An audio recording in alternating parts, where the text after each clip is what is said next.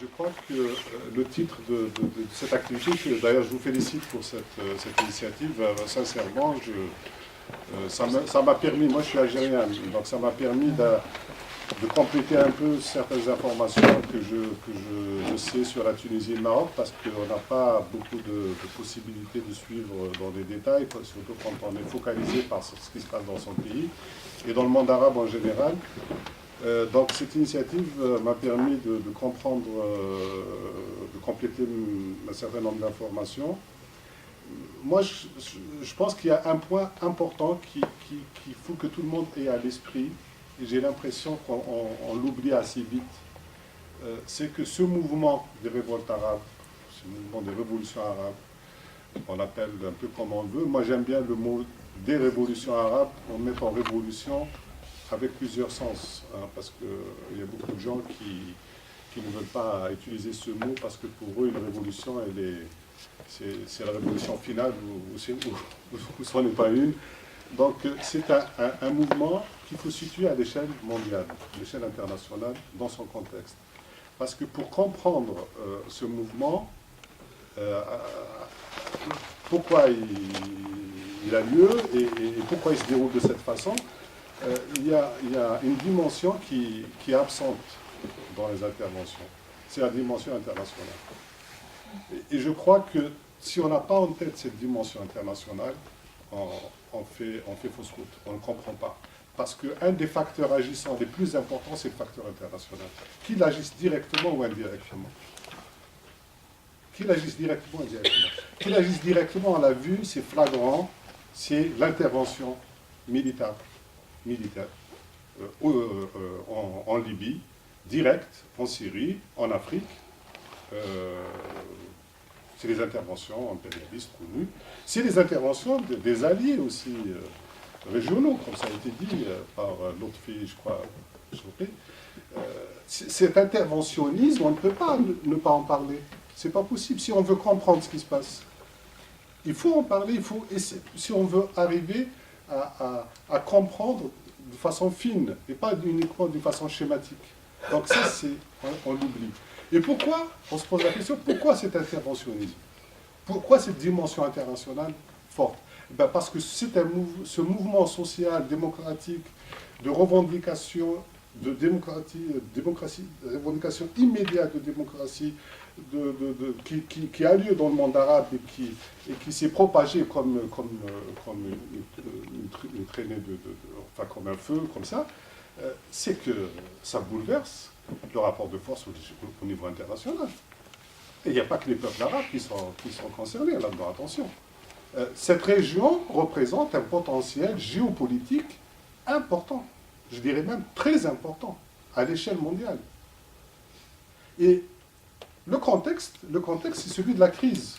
La crise de l'économie capitaliste mondialisée.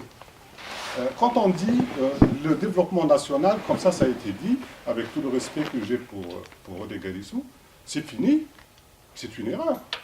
C'est une erreur. C'est le contraire qui est fini. Ce qui est fini, c'est le développement mondialisé libéral. Ça, c'est fini. Parce que qu'est-ce qui s'est passé dans tous ces pays, à quelques exceptions près? Revenons en Tunisie, revenons au Maroc, revenons en Égypte avec l'Infitah, revenons en Syrie, qui est revenu sur ses choix antérieurs. Revenons, parlons un peu partout, qu'est-ce qui s'est passé? C'est la faillite du développement néolibéral mondialisé. Ça, c'est une faillite. Alors, je ne dis pas que le développement est national au sens autarcique du terme. Ça, c'est vrai que personne ne le dit. Mais la question de l'indépendance toute relative, ou plutôt la question d'une insertion négociée d'un développement national dans une économie de toute façon qui est mondialisée, elle se pose. Elle se pose. Je crois qu'il faut qu'on ait un peu plus d'humilité sur le plan intellectuel. Parce qu'on a tendance à aller trop vite, à réfléchir avec des schémas qui sont dépassés. Je reprends par exemple l'article du prince Hicham, qui écrit souvent dans le monde diplomatique, avec beaucoup d'autres qui écrivent souvent dans le monde diplomatique, qui est un journal qui a eu ses heures de gloire, mais que depuis les dernières années, qui est complètement à côté de la plaque. Et beaucoup d'écrivains dans ce journal sont à côté de la plaque. Parce que quand on veut théoriser sur faire une espèce de théorie globale, on vient comme ça et on dit voilà. Je vous ai dit, je risque d'être long, désolé. C'est un débat. C'est un débat. Non, parce que je ne peux pas développer si je ne prends pas un minimum de temps, mais je vais essayer d'être court. Je veux dire, on a tendance à vouloir, comme ça, résumer en quelques mots, en quelques concepts, un mouvement qui, d'un point de vue historique, au sens historique, hein, pas au sens uniquement historique de décennie, mais au sens historique, au sens du XXe siècle. C'est quelque chose qui est aussi important à l'échelle historique que la Deuxième Guerre mondiale ou que la période de la décolonisation. C'est l'irruption massive d'une région qui va peser, qui négocie sa place. C'est un processus qui va durer longtemps. Ça ne va pas se régler en quelques mois, en quelques années. Moi, je l'ai dit déjà en 2011, dans un débat dans cette salle. C'est quelque chose qui va durer, qui est complexe et que personne ne peut prédire. Il ne suffit pas de dire il faut que l'État... Non, je crois qu'il faut faire preuve d'humilité. Il y a une élite des intellectuels. Et c'est vrai même en France. C'est vrai partout dans le monde. Parce que nous sommes à la fin d'une... Vraiment, nous sommes effectivement à la fin d'une époque. C'est une époque qui est en train de se finir. Mais c'est le début d'une finition de cette époque. On n'est pas encore à la fin de l'époque. Nous ne sommes que dans le début. Donc il faut faire preuve d'un peu plus d'humilité et revenir à une analyse beaucoup plus terre à terre, beaucoup plus sur la réalité concrète. Moi, j'étais très très intéressé par l'intervention des amis tunisiens qui commençaient à donner des exemples, notamment la jeune Rania là, qui parlait des expériences concrètes, comment la classe politique a failli et comment en fait la classe politique elle est à la remorque d'un mouvement de masse, d'un mouvement social. Et il ne faut pas attendre de cette classe politique des solutions à ce mouvement. Je crois qu'il faut faire preuve d'humilité et revoir beaucoup de choses, prendre conscience de la complexité de la situation et essayer de voir les choses d'une façon sans trop de précipitation. Il faut être patient. Voilà, excusez-moi si j'ai été long. Je vais interpeller M. Melia sur deux questions. La première, tout à l'heure il avait dit qu'il n'y a pas de parti politique en Algérie autonome. Je regrette profondément ne pas citer le FFS comme la locomotive démocratique en Algérie. Pour moi, je ne suis pas content. La deuxième des choses, pour M. Melia, fallait-il opérer un changement de négociation avec le pouvoir ou pas? Pour la Tunisie, excuse-moi, je ne parle pas dans domaine historique comme des Galissou, pourquoi l'identité amazigh n'est pas discutée au sein de la Constituante? Je reviens aux amis marocains. Suffit-il d'affaiblir, comme vous dites, la monarchie marocaine pour qu'on aille vers une démocratie au Maroc? Et je termine avec M. Galissou.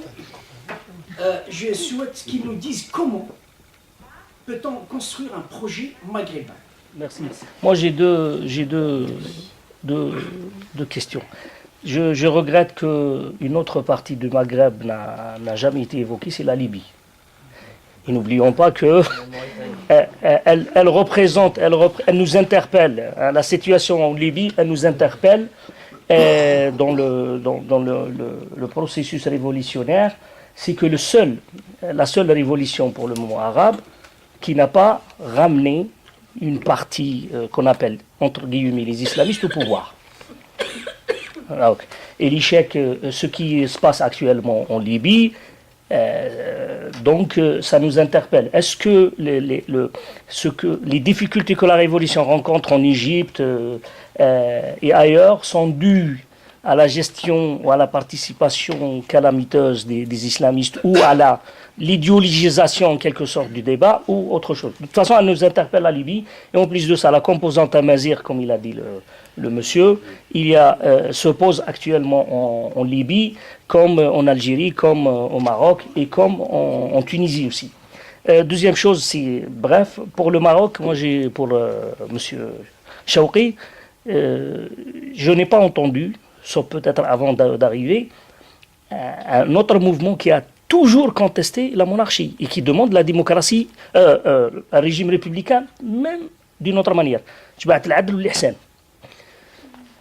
C'est un mouvement qui ne reconnaît pas la monarchie, vous le savez, mais il n'a pas été cité. Quel est son rôle dans le mouvement etc. Troisième chose, etc., c'est que toujours nos frères les Tunisiens ils nous impressionnent toujours par la lucidité, le courage, etc. Et non, mais je ne fais pas d'éloge. Hein. Moi, j'étais étonné le jour de la chute de Ben Ali, et même juste avant, je voyais des lycéennes, des universitaires qui ont un discours politique, et des Tunisiens qui ont un discours politique, mais vraiment clair et structuré. Alors que toute action politique en Tunisie était interdite. Alors, est-ce que le fait qu'on a interdit l'action politique, que les Tunisiens se sont dirigés vers la réflexion profonde et vers l'étude de leur société, ce qui a permis que le social, la revendication sociale qui a commencé par de Sidi Bouzid, a rencontré le politique, qui n'est pas archaïque, ça veut dire qu'il n'est pas parti politique, etc. Donc, je pense que, à mon avis, que cette rencontre inédite entre le social et le politique non structuré, et non structurant, qui nous interpelle chaque fois de ce qui se passe en Tunisie. Nous avons aussi oublié que la Tunisie, c'est le premier pays arabe qui a une tentative de constitution en 1861, ce qu'on ne le dit pas. En 1861, les Tunisiens ont essayé d'avoir une constitution, il y avait une réflexion, il y avait voilà ce que je voulais dire. Pour l'Algérie, je suis algérien, ce n'est pas la peine de parler, c'est très compliqué, mais je pense qu'il y a quelque chose en Algérie. Il y a le régime, pour moi, le régime il est à sa fin, ça veut dire le régime qui crée les événements et qui les contrôle n'est plus. Ça fait à peu près 3-4 ans. Le régime algérien ne contrôle plus les événements, il les accompagne. Il ne contrôle plus, il n'agit plus. Et je pense que nous sommes dans une situation de despotisme totalitaire. C'est-à-dire, s'il y a des aspects de despotisme du régime algérien, c'est que c'est par défaut.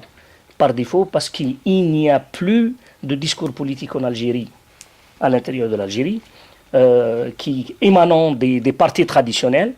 Ils étaient tous ramenés dans le berceau, comme on dit. Et je pense qu'il n'y a pas d'opposition algérienne structurée et structurante. Hein? Les partis politiques, tous les partis politiques sont dépassés. Ils étaient tous touchés par le régime. Ils mangent tous dans les râteliers du régime. Il n'y a plus d'opposition. Le dernier parti, malheureusement, qui a succombé, on le comprend, qui a succombé, c'était le FFS. Pour répondre. Très vite, merci vraiment. Moi, j'ai appris beaucoup de choses avec vous tous. Il y a une question. Alors, par rapport aux amis tunisiens, moi, je sais pas, je trouve que on voit vraiment dans leurs interventions comment, même s'ils ont une idée, mais comment la pratique les amène à se positionner, à se poser des questions, à revenir sur des trucs. Et moi, je trouve ça super. Quand vous parlez du GTT, ce que vous en avez dit et ce qu'en a dit M. Galissou, je ne retrouve pas les mêmes. C'est-à-dire, quand M. Galissou, vous êtes intervenu, à moins que je n'ai pas bien écouté, j'ai l'impression que l'UGTT, c'est devenu un peu le creuset dans lequel on amène des gens au pouvoir et que c'est un peu la même chose. Je trouvais que l'intervention de notre ami tunisien était un peu nuancée, à moins que, voilà, les choses ne sont pas aussi manichéennes que ça, et ça serait désespérant de le penser. Par rapport aux amis marocains, ils ont posé une question que moi, en tant qu'Algérienne, je me suis posée, c'est la question du mouvement et du parti. C'est-à-dire que dans un mouvement, on est sans parti ou avec parti, et c'est extrêmement difficile de construire une espèce d'unité d'action. Et c'est d'autant plus difficile quand on est émigré. Je vais expliquer pourquoi. Parce que à mon avis, nous ne sommes pas représentants des catégories sociales et des conditions que vivent les personnes sur place. Donc, je dirais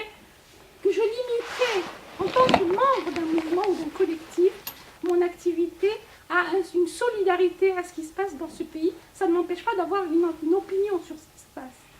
Mais c'est vraiment une question, parce que j'ai fait partie d'un collectif, et le plus petit dénominateur commun, on est tous d'accord au départ pour le trouver, et on se rend compte que chacun essaye soit d'amener le collectif à son parti politique, soit les autres pendant. Je trouve, j'ai pas de réponse à cette question.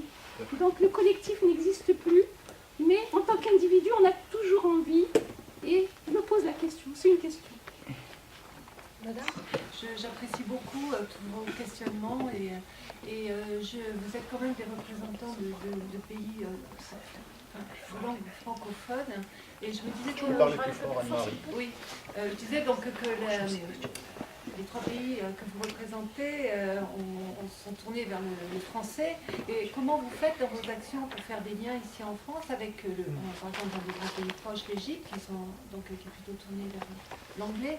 Donc dans ce clivage de langue, c'est peut-être quelque chose qui m'a été suggéré par les 2 verrous que vous avez cités, qui sont Israël et le Sahara. Voilà, c'est des questions. En fait, je me disais comment vous faites les liens ici avec, parce que je me situe dans les 3 années, enfin après la Révolution, comment vous êtes actif avec les gens qui parlent l'anglais, en fait, qui ne sont pas francophones.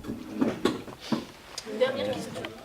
Une question, c'est par rapport à l'Algérie. En dehors de toutes les analyses, de dire c'est le chaos, il n'y a pas d'opposition, je ne sais pas toutes les critiques qu'on peut donner, mais j'aimerais bien qu'on se pose beaucoup plus la question, qu'est-ce qu'on peut proposer comme alternative? On arrête à ce discours de dire il n'y a rien, il n'y a pas d'opposition.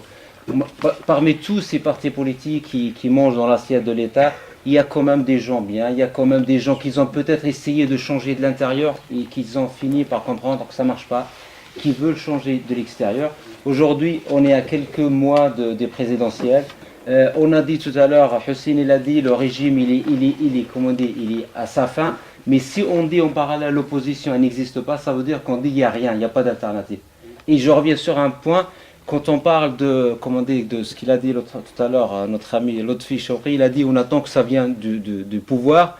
On a aussi un ami qui parle, on parle de l'internationalisation de l'affaire, mais je pense qu'on oublie l'élément de base, c'est de former la personne. C'est en formant des gens qu'on pourrait vraiment proposer cette alternative et qu'on pourrait vraiment aller très très très loin.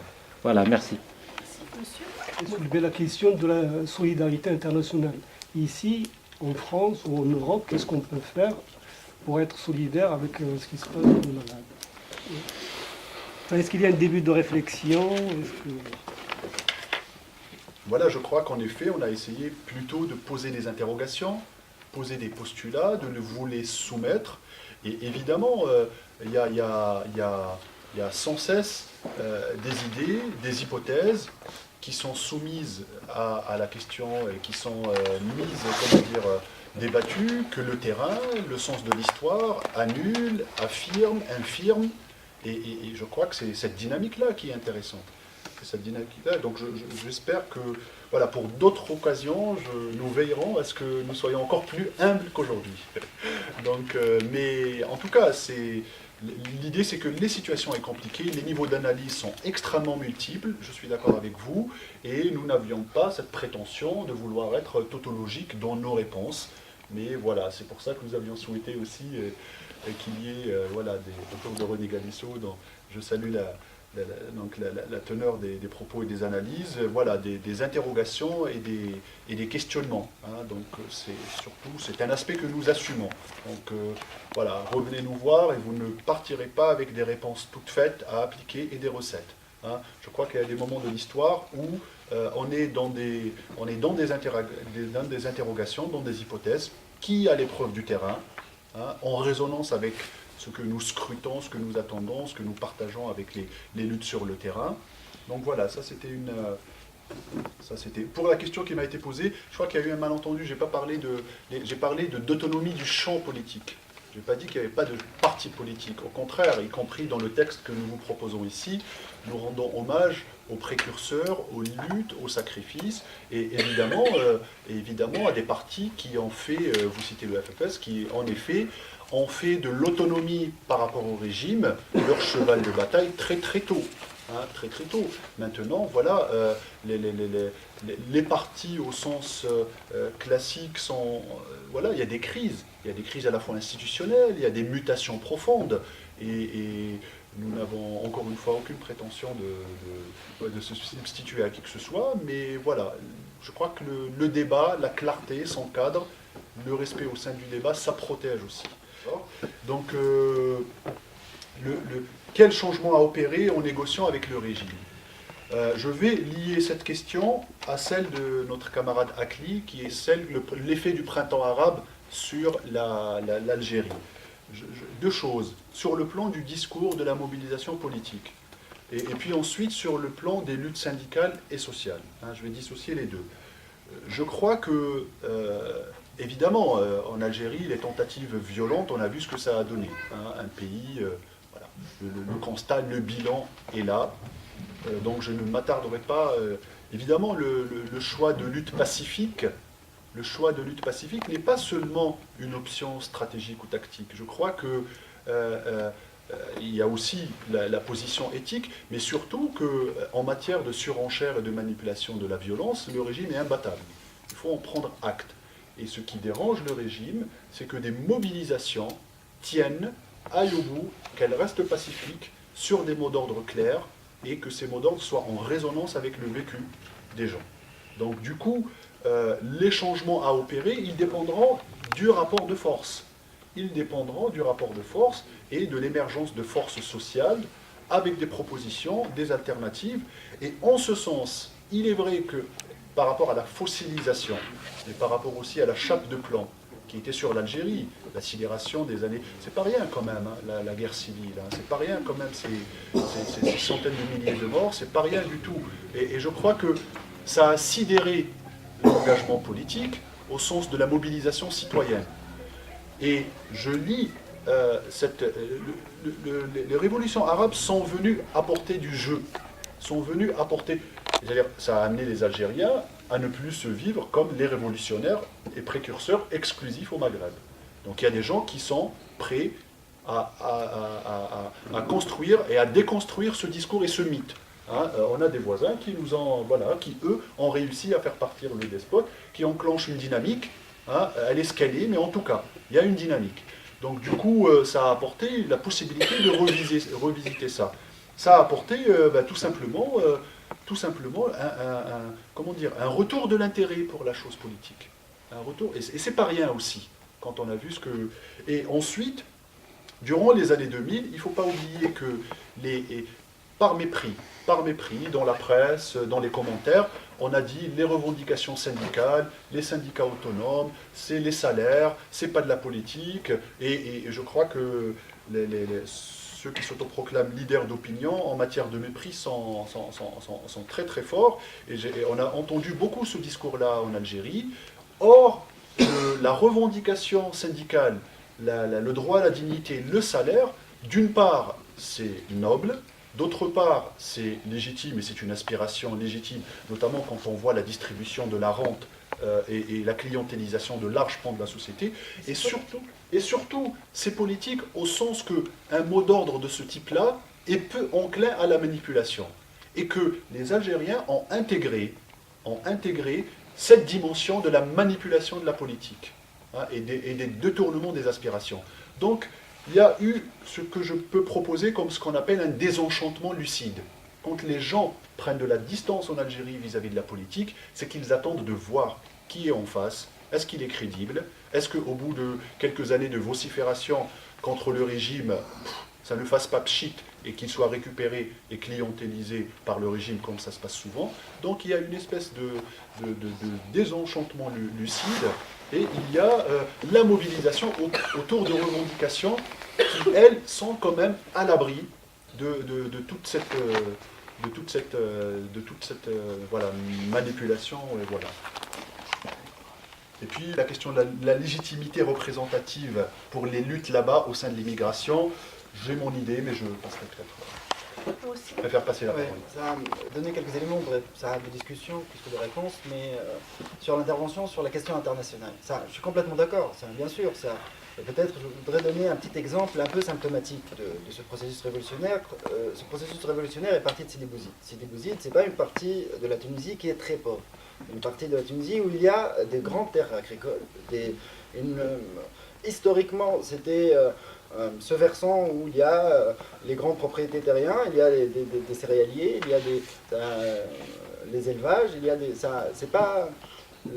Là, par exemple, on peut comprendre comment l'Europe, l'Union européenne, à travers ses plans d'aide et à travers ses relations commerciales qu'elle a construites avec la Tunisie, ça existe aussi pour le Maroc, c'est dans la réforme agraire. C'est que la réforme agraire en Tunisie, entamée à partir des années 90, fin des années 90, dans le cadre du partenariat avec l'Union européenne et tout ça, a poussé vers une culture agricole exportatrice. Donc ils arrêtent de faire des céréales et des productions vivrières et ils font de l'huile d'olive, des amandes, tout ce que l'Europe accepte qu'on exporte. Il y a aussi ce rapport de force-là. Cette donnée avec l'Europe a permis qu'une grande minorité, ceux qui ont de la thune, de racheter les petites propriétés terriennes et du coup de se retrouver avec une nouvelle catégorie de gens qui ont vendu leurs terres, où il n'y a plus possibilité de travailler. Puisque les nouvelles cultures qu'ils font, c'est des cultures, d'une part, qu'ils en nécessitent moins, l'olive ou les amandes, ils nécessitent moins de main-d'œuvre que le blé. Et donc du coup, il y a une forme de bouleversement d'une réalité sociale à travers cette question de l'Union européenne. Et cette question de l'Europe, pour nous, les Maghrébins, elle est très importante, et surtout lorsqu'on vit en France, et l'histoire de la France avec ses chères colonies.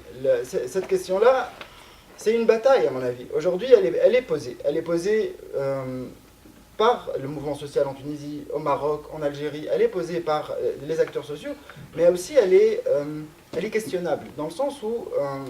moi, je veux bien que l'Europe, elle a ses plans, je suis d'accord, mais aussi on a une part de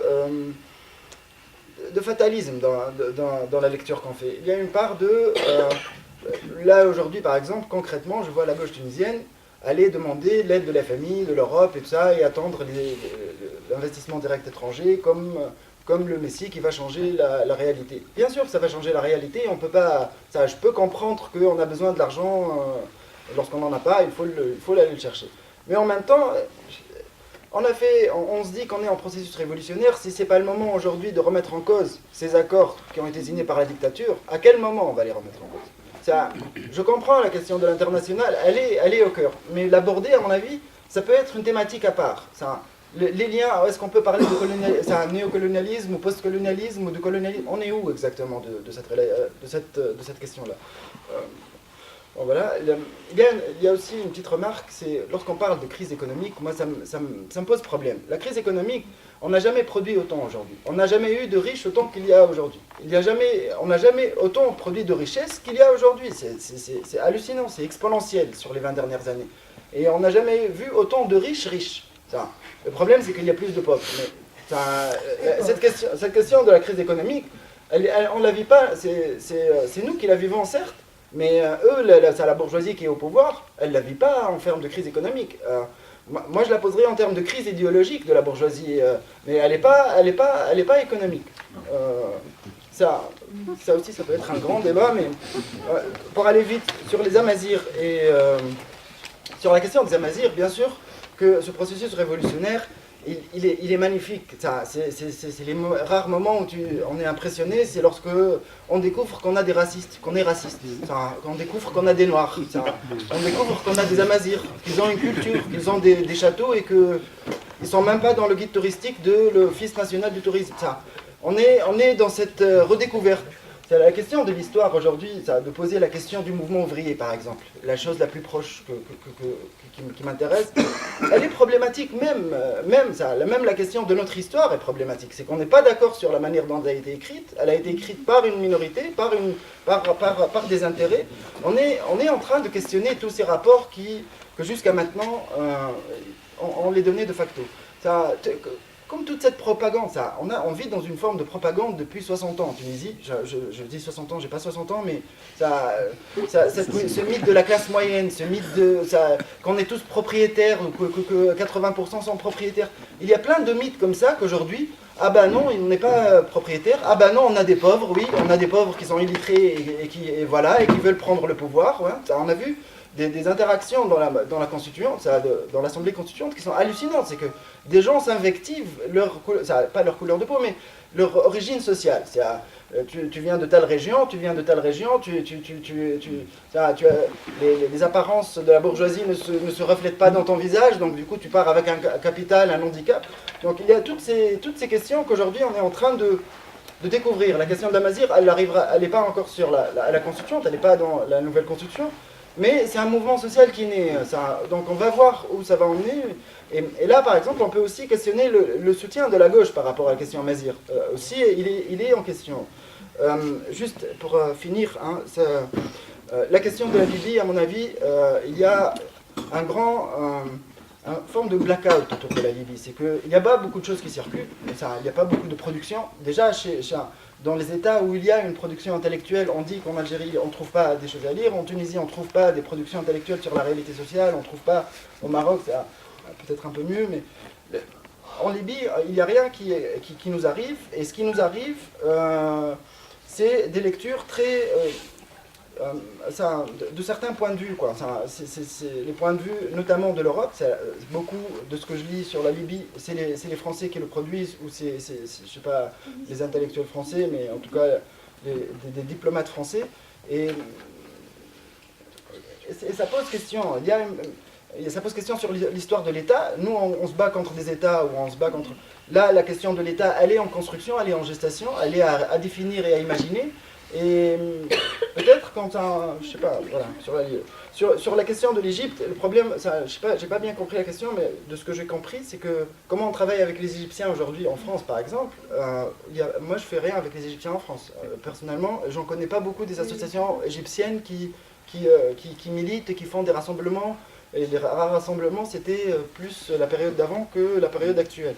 La question de l'Égypte, c'est plus avec les camarades de là-bas, où on peut lire, par contre. Eux, ils ont une production assez intéressante. Il y a des centres d'études socialistes qui produisent des choses, qui est aujourd'hui un mouvement de gauche révolutionnaire, qui produit des choses assez régulièrement, et on peut sentir là le degré de maturité d'un mouvement de gauche aussi. C'est dans sa capacité à synthétiser, à analyser et à développer des lectures critiques de la réalité sociale et des rapports de force. Pour finir, juste un petit mot sur la question de la solidarité. On est dans une phase on parle de fin de cycle, de nouveau cycle, on est dans cette phase où, à mon point de vue individuel, tout petit, qu'il faut repenser cette question de solidarité. C'est que jusqu'à maintenant, on fonctionne, on attend qu'il frappe quelqu'un, il l'emprisonne, et là, on fait nos communiqués, on fait nos rassemblements, on est 4 clampins devant une ambassade où il n'y a personne qui nous voit. Si on va continuer à fonctionner comme ça, je crois c'est bon. J'ai pas 50 ans, mais les 10 que j'ai passés en France, on peut rêver autre chose. On est capable de rêver autre chose. On est capable de mettre 10 têtes, aujourd'hui on est plusieurs, enfin je sais pas combien, de réfléchir ensemble à la question du capitalisme, de la colonisation, et moi je pense que ça, c'est les 4 qu'il faut publier, qu'il faut communiquer, qu'il faut multiplier pour qu'on puisse discuter. C'est le grand déficit qu'on a compris avec la chute de la dictature, c'est que on ne parle pas assez finalement. On ne parle pas assez de notre réalité sociale, de nos rapports de force, de nos rapports de pouvoir qui existent dans cette société. Voilà. Merci. Il ne reste pas beaucoup de temps, donc excusez-moi. On va commencer par la question de solidarité, parce qu'elle s'est posée pour nous aussi, la question de solidarité. Et finalement, on n'arrive pas à clore ce débat, mais quelle forme de solidarité ? Nous, on se dit depuis un moment que notre solidarité ne doit pas être une confiscation de la parole qui existe là-bas. Donc, c'est pas moi qui va proposer ce que doivent faire les Tunisiens en Tunisie. C'est pas mon champ d'action. Je serai plutôt dans le relais et dans une volonté d'écoute de ce qui se passe là-bas et de le relayer. Après, on dit que quand même on est face à une action concrète parce que les 3 pays, on vient quand même des ex-colonies et on a un terrain propre à nous aujourd'hui qui est le terrain de l'immigration. Donc comment peser aussi sur la question des accords bilatéraux, sur la question des droits des immigrés des 3 pays, sur un ensemble de choses, et qui est notre terrain où qu'on peut réfléchir et qu'on peut être dans une... pour qu'on ne soit pas juste dans un relais de ce qui se passe là-bas, mais d'essayer d'influer ici aussi, parce qu'on a cette possibilité. On est tous des immigrés, on vient d'anciennes colonies, on est face à des problématiques ici qui ont des répercussions là-bas, il ne faut pas le nier, que ce soit sur la question migratoire ou un ensemble de choses. Et donc la solidarité, c'est de la réfléchir sur le plan du relais, mais aussi de dire qu'on est dans le terrain, on est dans notre terrain qui est l'immigration, et que ce qu'on fait ici par rapport à ce terrain qu'on a, c'est aussi important par rapport à ce qui se passe là-bas. Et ça peut peser dans le débat politique là-bas aussi. Sur la question Amazir, je dirais que quand même la révolution tunisienne a permis qu'il y ait une expression, qu'il y ait des associations, qu'il y ait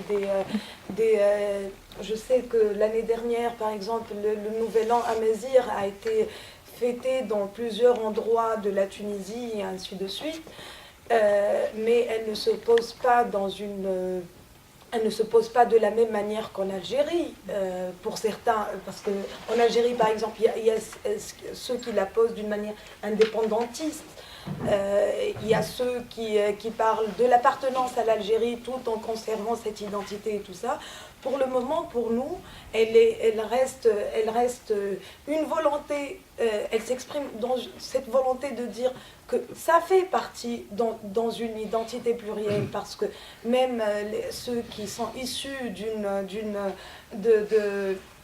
d'origine amazigh et tout ça, ils ne la revendiquent pas, et ce qui est intéressant et ce qui est salvateur pour nous, hein, comme une identité exclusive de la Tunisie. Donc c'est de dire à un moment donné que c'est des identités plurielles, c'est qu'on est à la fois tout ça, et c'est ça le plus important. Après, sur la question de qu'est-ce que on fait les révolutions en Tunisie, en Égypte par rapport aux pays voisins. Moi, je sais que les Algériens, par exemple, les copains marocains, ils étaient avec nous dès le début du mouvement. Donc, on a commencé Sidi Ethni et le bassin minier, il y avait tout le monde. Et après, avec la révolution aussi, il y avait tous les copains algériens et marocains. Et ce qui est intéressant, c'est que ça a donné de l'espoir. Ça ne va pas changer concrètement. L'espoir, ça ne change rien concrètement. Mais que c'est devenu... Ce qui s'est passé en Tunisie a rendu les choses de l'ordre du possible. Et pour dire que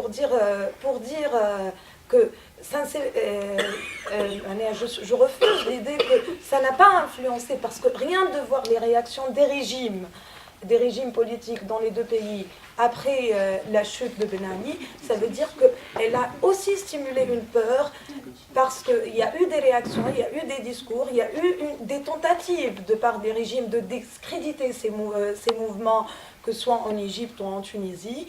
Et ce que disent les régimes prouve qu'il y a un non-dit et qu'il y a une effervescence sociale. Parce qu'ils ne réagissent pas de rien. Ils ne réagissent pas de rien. S'ils disent aujourd'hui qu'il y a danger avec les révolutions arabes et qu'il faut les discréditer, ça veut dire qu'il y a de l'impact. Ce qu'ils ne disent pas, en fait, c'est ça. C'est que ça a de l'impact dans les 3 pays. Sinon, sur la question de l'UGTT, rapidement, l'UGTT, elle était en lien tout le temps avec le RCD, avec le PSD, avec le parti du pouvoir. Historiquement, il y avait tout le temps ce lien. Achour était de l'RCD, du parti un des dirigeants qui a eu une grande bagarre avec Bourguiba sur l'autonomie de l'institution, mais il faisait partie du parti politique de Bourguiba. Il n'y avait que Ahmed Ben Salah qui est devenu ministre, qui était à la tête de l'UGTT, mais qui est devenu ministre sous Bourguiba. Après le reste, Sahbeni, Gerad et ainsi de suite. Ils étaient proches, certains, ils étaient dans le parti, mais ils voulaient quand même conserver cette indépendance par rapport à l'État. Donc on a eu des batailles d'autonomie au sein de l'UGTT, comme celle du 26 janvier ou celle avec Achour justement, mais il y a tout le temps ce rapport de force, mais quand même dans des moments, que ce soit dans le mouvement national ou dans le mouvement révolutionnaire, dans ce processus révolutionnaire, il y a des convergences, il y a des complémentarités, et du coup l'État devient, l'UGTT complémentaire de l'État. Donc il y a des moments de distance où il y a une distance qui est prise, il y a de confrontation, mais il y a aussi des moments d'entente, et ce qui est le cas maintenant, par exemple, sur un ensemble de positions politiques de l'UGTT. Je n'ai aucun intérêt dans le monde diplomatique, mais outre l'article... C'est pas ce que j'ai dit, hein. Attention. Oui, J'ai jamais non, dit ça. je plaisante. Non, mais il ne faut pas le dire comme ça, parce qu'on peut le comprendre. Non, J'ai jamais insinué quoi que ce soit comme ça. C'est simplement parce que je vais indiquer... Et d'ailleurs, je respecte toujours le monde diplomatique, mais je suis de plus en plus déçu. C'est autre chose. Oui, moi aussi, du reste. Bon, alors, c'est pas la question. La question, c'est qu'il y a un autre article intéressant. C'est un article de Gérard Prunier, un vieux camarade, sur le Sud-Soudan. Et là, c'est remarquable, parce que là, on voit bien l'imbrication des interventions internationales et l'imbrication des conflits sur place. Donc, c'est pour ça que je vous donne cet exemple où on rejoint, les deux dimensions sont imbriquées l'une dans l'autre. Alors, pour ce qui est d'un mot, la question à Mazir, si je puis dire, en réalité, pourquoi à l'heure actuelle il y a ce regain? C'est parce que ce regain met en cause l'idéologie choisie par les États, c'est-à-dire par l'État algérien, l'État tunisien et l'État marocain, qui était un nationalisme arabe dans sa version arabo-musulmane, ce qui est propre au Maghreb, parce qu'il ne peut pas y avoir de version arabo-musulmane au Mashrek, étant donné que les deux mots n'ont pas le même sens. C'est-à-dire qu'au Maghreb, on dit deux fois la même chose quand on dit arabo-musulman. Donc, c'est contre c'est la mise en cause de l'arabisme d'État, l'idéologie arabo-musulmane officielle, qui fait en quelque sorte la contestation par les mouvements minoritaires.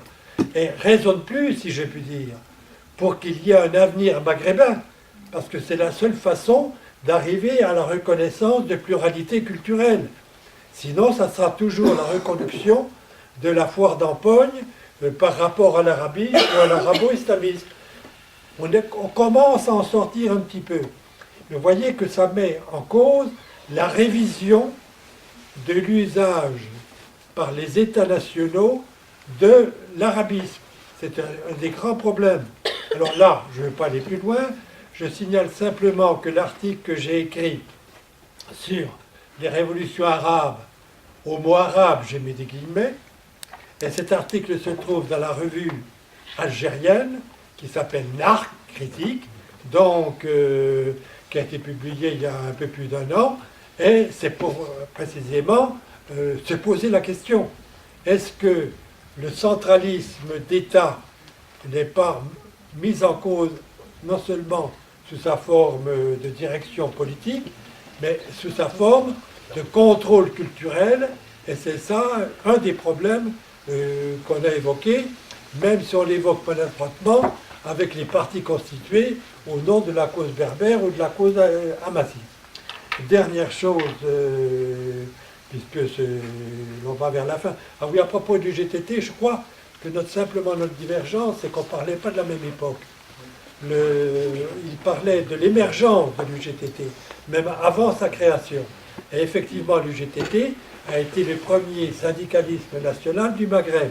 Bon. Après, il y a eu la tentative de l'UMT, l'Union marocaine du travail, en 1955, mais c'est déjà plus la même chose, c'est plus une dynamique comme l'UGTT, c'est Majoub Ben Sédik qui devient patriarche de l'UMT, c'est tout à fait autre chose. Bien. Et le troisième exemple, alors, il est retardé, c'est incroyable. Comment on crée un syndicat national seulement pendant la guerre de libération d'Algérie? Vous voyez le retard. l'intérêt du GTT, c'est cette primauté, si je puis dire, dans l'émergence d'un syndicalisme national, non seulement de contestation de la colonisation, mais de contestation des intérêts. Et depuis, hélas, si je puis dire, les intérêts se sont liés à l'histoire du GTT. Pour la Libye, bien sûr, on ne peut pas parler de tout, mais ça, c'est comme le Soudan du Sud. C'est un des lieux où l'analyse est nécessaire pour voir ces imbrications que vous avez évoquées. Et je suis très, très heureux que votre association pose tous ces problèmes, puisqu'il y a à la fois les problèmes de ce que font les associations dans leur propre milieu d'immigration et devant la police européenne de l'immigration, qui s'adresse en particulier à l'immigration africaine, transsaharienne, etc. aujourd'hui, en impliquant les États, les États du Maghreb, comme la conscience que vous avez que les alternatives politiques, elles se prennent sur place, elles se prennent dans les pays maghrébins, elles ne se prennent pas dans l'immigration, qui a ses propres problèmes et ses propres discussions, si je puis dire, notamment sur la pluralité culturelle, puisque tout cela est remis en cause dans ce qu'on appelle une diaspora d'immigration. C'est tout ce que j'avais à dire, voilà. Je prends juste l'exemple du Maroc. Le seul facteur externe ne peut pas expliquer pourquoi, pourquoi le mouvement du 20 février n'a pas pu y aller trop loin. Certes, il y a eu un soutien direct de la France à la monarchie marocaine, un soutien de l'Europe, un soutien des États-Unis, des déclarations d'Alain Juppé à l'ONU, des déclarations de Nicolas Sarkozy. Ils étaient clairs, nets, de soutien au pouvoir marocain, mais ce n'était pas le seul facteur qui pourrait expliquer pourquoi le mouvement n'a pas pu y aller jusqu'au bout. D'où, pour moi, l'intérêt du facteur interne, du facteur du mouvement, et aussi du facteur que nous pourrons faire quelque chose si on veut. Il y a la question, suffit-il d'affaiblir la monarchie pour démocratiser l'État ou tout ça? Je pense à aucun moment, en tout cas ni l'autre ni moi, n'avons posé la question d'affaiblir la monarchie en tant qu'objectif. En tout cas, pour moi, mon objectif, ça serait de l'anéantir, tout simplement. Parce que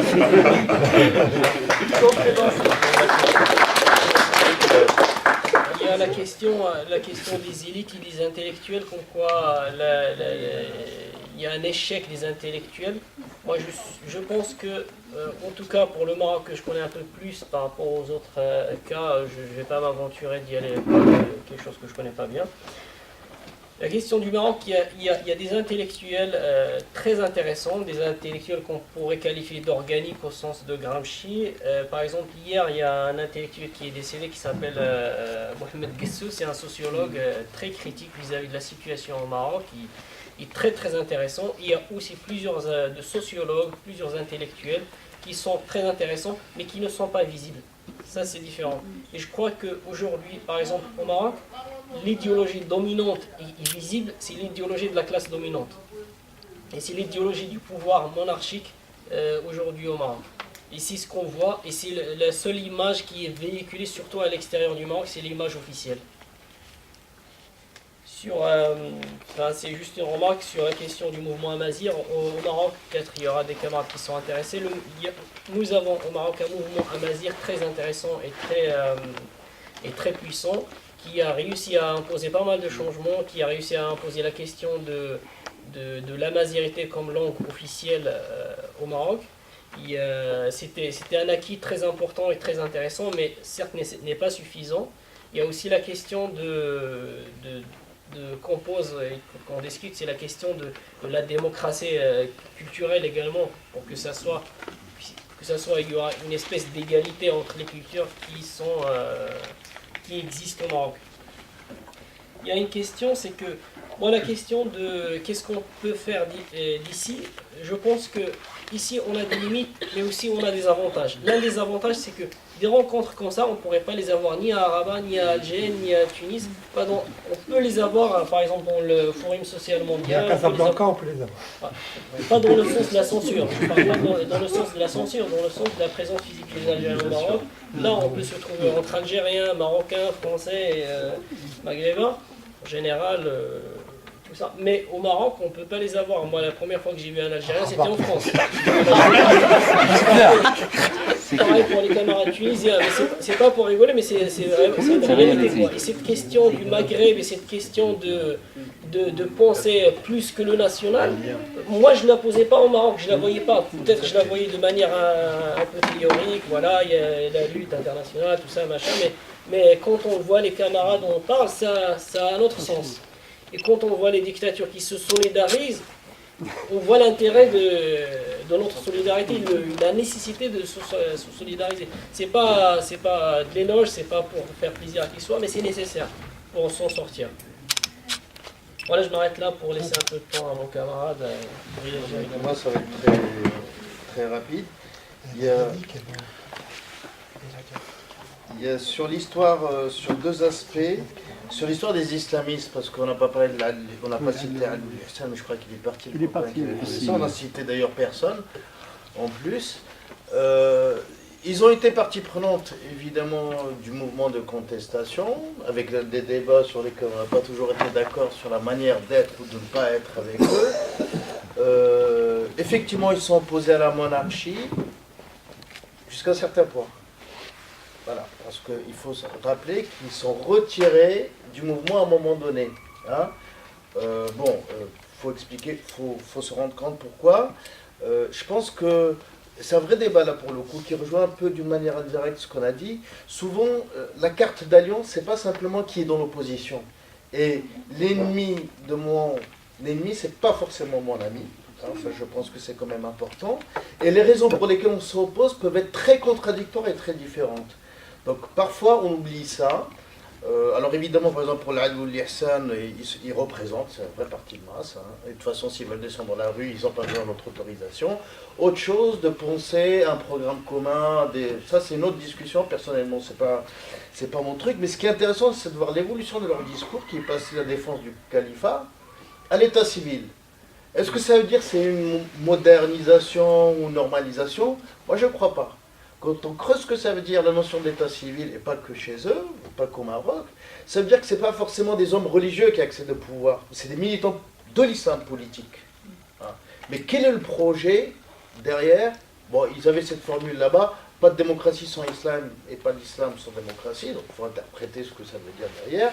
Est-ce qu'il y a un droit positif? Est-ce que c'est un droit islamique, etc. Donc, bon, et sans rentrer là-dedans, ce qui est important par contre, ce qui était révélateur, ils sont dans l'opposition, mais ils ne sont pas forcément... c'est plus du fait du positionnement du régime qu'en raison de ce qu'ils sont eux ou ce qu'ils veulent eux. Eux, s'ils pouvaient trouver un espace de compromis, ils le feraient. Comme Nahda, elle a essayé avec Ben Ali avant qu'il tombe, etc., les frères musulmans. Là, c'est le régime qui fait pour d'autres raisons. Ah, bon, voilà. Ça, c'est ce qui ne pose pas, par ailleurs, le problème de comment, parce qu'ils ont une vraie influence sociale, comment on s'adresse à cette base sociale, hein, qui fait partie du peuple aussi, hein, parce que ça, on ne peut pas faire l'impasse de cette question-là. La deuxième chose, c'est on revient quand même sur cette histoire internationale, l'échec du développement mondialisé, libéralisé, et que la solution nationale ou le développement national, au contraire, a une actualité. Moi, oui et non. Si on veut dire par là qu'une partie des tâches, c'est une lutte pour une deuxième indépendance, parce qu'on est toujours colonisé, toujours dépendant, même si c'est sous des formes différentes. Si on veut dire par là qu'effectivement, la question d'une vraie souveraineté nationale sur nos décisions en termes de choix de développement, de décisions démocratiques, oui. Si ça veut dire qu'on construit une société alternative et un projet avec sa base matérielle, c'est-à-dire un projet économique, ça on ne le fera pas dans les frontières nationales. Je pense que ça, c'est pas simplement l'échec des expériences de capitalisme d'État ou des projets nationalistes. Il y a énormément un projet de changement de société Il y a deux choses qui ne marchent pas, c'est les projets de changement de société qui se font par le haut et dans des frontières nationales. Ça, c'est le bilan du siècle dernier. Après, on peut revenir. Ça ne veut pas dire qu'on nie la dimension nationale, mais il faut qu'on ait un projet qui articule le niveau national, le niveau régional et le niveau international. Et même, ça va peut-être, je provoque là, volontairement, le Maghreb, l'unité de Maghreb, je suis pour. Enfin, il n'y a pas que le Maghreb. Nous, on a des racines africaines. Pourquoi ne descendrait pas jusqu'à la Mauritanie? Et puis, y compris beaucoup plus loin. Voilà, bon, il y a beaucoup de choses comme ça sur lesquelles il faut aussi remettre en cause les cadres qu'on avait un peu. Et le dernier point, c'est sur la question de notre travail ici, en termes de solidarité. Il y a deux choses. Je pense, dans les pays là où il y a des changements, où il n'y a pas eu des changements, ce qu'on disait, ce que tu as dit par exemple tout à l'heure sur les accords avec l'Union européenne, les politiques du FMI, une des premières choses que le gouvernement tunisien, même avec sa constitution, va faire, c'est mettre en place la recommandation du FMI, bon, voilà, qui vont aggraver la crise sociale. Cet aspect-là de comment nous, on lutte contre l'utilisation politique de la dette qui est faite, contre les accords de libre-échange qui appauvrissent nos populations, ça, c'est un travail qu'on peut faire ici. Il y a un autre aspect aussi, qui n'est pas assez travaillé entre nous, et ces régimes y tiennent, pas simplement parce qu'ils sont soutenus diplomatiquement ou médiatiquement parfois, ça c'est très net. Au Maroc, Bouygues, ils font des affaires au Maroc, vous ne trouverez jamais rien sur le Maroc ici, voilà, TF1, quoi que ce soit. Mais les forces de répression, c'est-à-dire les outils de répression qui permettent de mater les colères populaires, hein, ou de défendre jusqu'au bout le régime, ça, il y a des accords de coopération sécuritaire sur lesquels personne ne travaille. Nous, ils ont formé nos CRS et tout ce qui vont, etc., pour savoir comment intervenir face à une grève, dans une petite ville, dans un village perdu dans une montagne, comment encadrer carrément une région. Ils sont formés, pas par eux-mêmes. Mais les États où on vit ont une responsabilité là pour... Ils forment des États qui leur apprennent à comment mater nos populations, ce qu'avait dit Lyon-Marie pour la Tunisie, etc. À part que chez nous et dans une série d'autres États, c'est pas juste de la parole, ça se fait, et ça se faisait depuis longtemps. Et cet aspect-là, c'est-à-dire de soutien des États dits démocratiques comme en France, aux dictatures, sur le plan économique, sur le plan diplomatique et sur le plan sécuritaire et militaire, c'est des axes de campagne et de travail sur lesquels, et qui sont communs à nos situations. Merci beaucoup. Un dernier mot. Tout d'abord, merci pour vous de vous être déplacés. Pour tous nos participants, merci beaucoup à René Galisso, à Ramia Yawassi pour la Tunisie, à Mohamed Yaloumi pour le Maroc, à Amina pour la modération, qui a été très très bien. Et donc d'autres rendez-vous sont prévus qui à la fois accompagneront certaines échéances importantes, toujours avec cette dimension transnationale, mais en même temps qui pourra se pencher quand il y a une échéance importante sur un pays en particulier. Aussi un programme de projection de films et de débats qui se passera dans un espace dans le 20e arrondissement, on vous tiendra au courant. Et puis tout ce que viennent de dire les camarades, il y a un travail à faire ici, pas à la place de ce qui se passe là-bas, mais quels que soient les changements de demain, leur devenir ne sera pas le même, hein, s'il y a un travail qui est mené ou si rien n'est fait. Je vous remercie.